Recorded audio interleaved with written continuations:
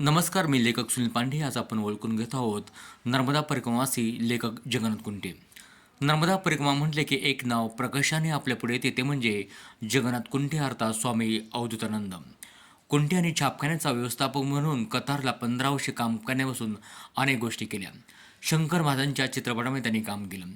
कविता लहानपणापासून केल्या. कुंटे यांचा जन्म 15 मे 1943 रोजी झाला.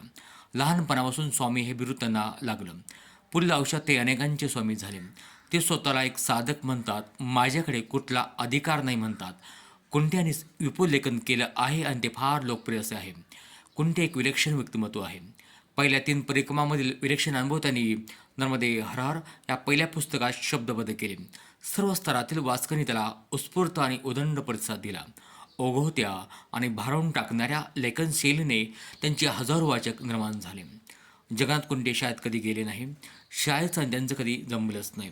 कुंटे स्वामी त्याबद्दल गमतीने म्हणतात, मी खूपदा लोकांना असं गमतीत म्हणतो, हे सगळे महामूर्ख लोक शिकून विकून म्हणतात शिक्षणाने आयुष्यातील वर्ष तेवढी वाया जातात.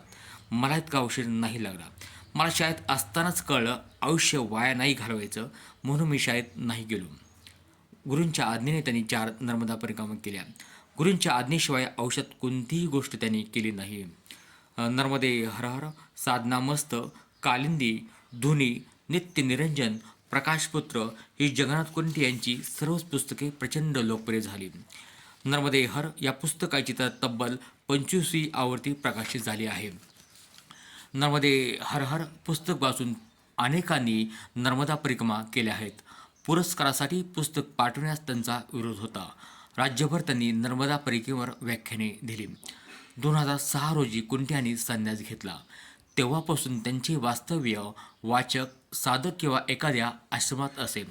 नंतर कोथरूड येथील त्यांचे साधक श्री प्रमोद कुलकर्णी यांच्याकडे त्यांचा मुक्काम होता.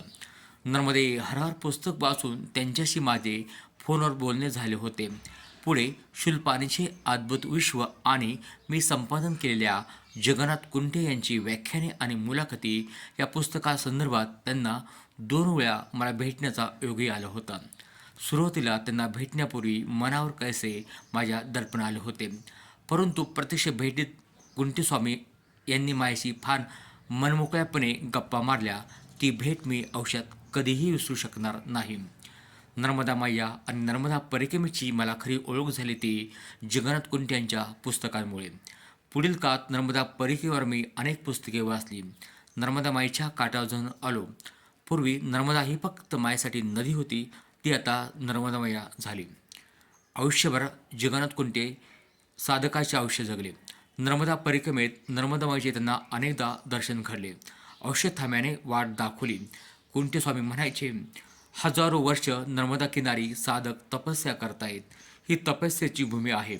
अनुभव देणारा मोठा आहे. अनुभव ज्याला आला त्याला मोठेपणा घ्यायचा काय अधिकार.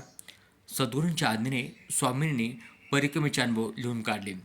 पुस्तक कसे लिहावे याची काही माहिती त्यांना नव्हती. जवळ कोणती टिपणे नाही. दुकानातून 2 रुपयांचा पेन आणला. घरात जाहिरातींचे गट्टे पडले होते. त्या जाहिरातींच्या मागील कोऱ्यापारावर जसे सुचेल तसे 2-2.5 दिवसात पुस्तक लिहून झाले. पुण्यातील एका मोठ्या प्रकाशकांना लिहून काढलेले असं लिखित दाखवले. तोपर्यंत नर्मदा परिक्रमा हा विषय तसा अनेकांना माहितीही नव्हता. 2 दिवसांनी त्या प्रकाशकांनी कुंट्यांना आपल्या ऑफिसात बोलून घेतले. हस्तलिखित आणि बरोबर पेढ्यांचा पुढा त्यांना दिला आणि सांगितले, असले आम्ही काही छापत नाही. तुम्ही तुमच्या साधनेत आनंद माना. पुढील काळात पुण्यातील प्राजक्त प्रकाशनाच्या जालिंदर चांदगुडे यांनी नर्मदे हर हर पुस्तक छापले.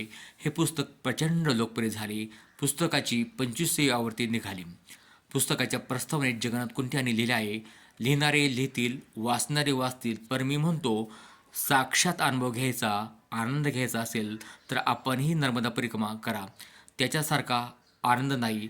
ते नर्मदा मायेचे रंग तरंग, ती कृपा अनुभवावी. नर्मदे हरम. ज्ञानापेक्षा अनुभूतीला कुंट्याने अधिक महत्त्व दिले. नुसते ज्ञान असून उपयोग नाही. सगळी ज्ञानेश्वरी नाही कळली तरी चालेल, पण एक तरी ओवी अनुभवता आली पाहिजे. साधना करताना आहाराचा काही संबंध नाही असे ते सांगायचे. हे खाऊ नका, ते खाऊ नका असे काही नसते. स्वामी विवेकानंद तर सगळे खायचे. गुरुला पर्याय नाही. पूर्ण शरण जा, पूर्ण अनुभव घ्या. स्वतःला झोकून द्यावं लागतं तेव्हा सद्गुरू झेलून घेतो असे ते सांगायचे. आयुष्यात शेवटचे प्रकाशपुत्र हे पुस्तक 9 वर्षांनी त्यांनी लिहिले. सद्गुरूंनी आतून आधी दिला म्हणून लिहून झाले. जोपर्यंत आतून लिहावसे वाटत नाही तोपर्यंत ते लिहित नाही. रामकृष्ण परमहंसाने आयुष्यात काही लिहिले नाही, पण त्यांच्या शब्दांनी हजारो विवेकानंद निर्माण झाले. कुंटे स्वामींची साधना मार्गावरील ही सगळी पुस्तके म्हणजे त्यांची रसरशीत अनुभवगाथा आहे. बाह्य प्रवासाबरोबर ती त्यांच्या आंतरिक प्रवासाची साधनेतील अनुभवांची जीवनचिंतनाची गाथा आहे. जगन्नाथ कुंटे यांनी नर्मदा परिक्रमा केलीच नाही असं कुणीतरी त्यांच्यावर आरोपही केला. कुंटे स्वामींना या आरोपाने प्रचंड हसू आले. त्या आरोपाला उत्तर देताना कुंटे म्हणाले, माझे नर्मदा परिक्रमेवरील पुस्तक प्रचंड गाजले. हा खरं तर गुरूंचा प्रसाद आहे. त्याच्याशिवाय असं साहित्य निर्माण होणार नाही. इतरांची पुस्तके गाजली नाही तो भाग निराळा. परिक्रमा केली नाही म्हणता तर असे लेखन माझ्याकडून झालेच नसते. किमान माझ्या प्रतिभेला तरी मार्क द्या. कवी कालिदासावरही असा स्वरूप झाला होता. पण आपले पुण्याचे डॉक्टर भावे यांनी विमानातून जाऊन आले तेव्हा त्यांनीही कालिदासांनी मेघदूतांचे तंतोतंत बरोबर वर्णन केल्याचे सिद्ध केले. जगन्नाथ कुंटे स्वामी पुण्याचे, पण मनात ते नेहमीच नर्मदा काठीच असायचे. माझं धाम माझी धुनी नर्मदा किनारी आहे असे 4 मार्च 2021 रोजी जगन्नाथ कुंटे यांनी वयाच्या 78व्या वर्षी आपला देह ठेवला. नर्मदे हर.